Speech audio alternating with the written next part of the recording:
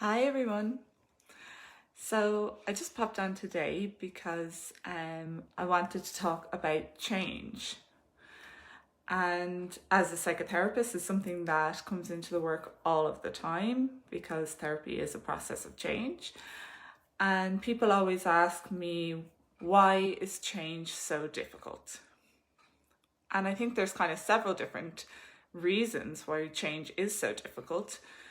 I think when it comes to making change, sometimes we have a bit of ambivalence about it, as in we want it, but we don't at the same time because it's more comfortable to stay the same, or it's kind of a better the devil you know situation. Sometimes I think we define ourselves by our behavior.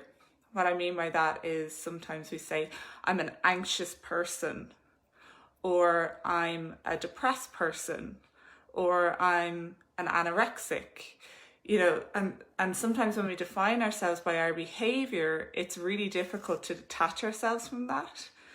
And it becomes part of kind of nearly who we are, as opposed to behavior that we can change. And I think also sometimes even behavior that's maybe not great for us is still fulfilling a need for us. And so sometimes to take that behavior away feels really scary because it's fulfilling some kind of need. So sometimes through therapy and through working on it, you can kind of better understand what need that behavior is fulfilling for you so that you can meet that need in a more healthy, constructive way. I think also habits kind of come into this as well.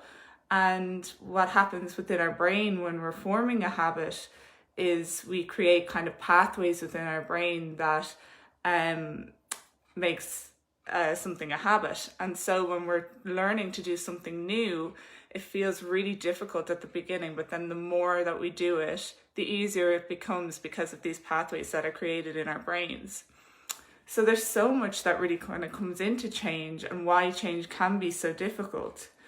I think also change is a process, and part of that process can be relapse or going back to old behaviors.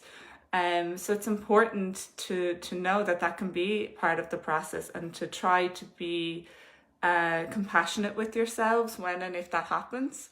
That can be part of the change process, but it's about recognizing it and being kind to yourself and looking at new ways of behaving or starting again, I suppose. And I think sometimes as well with change, there comes loss.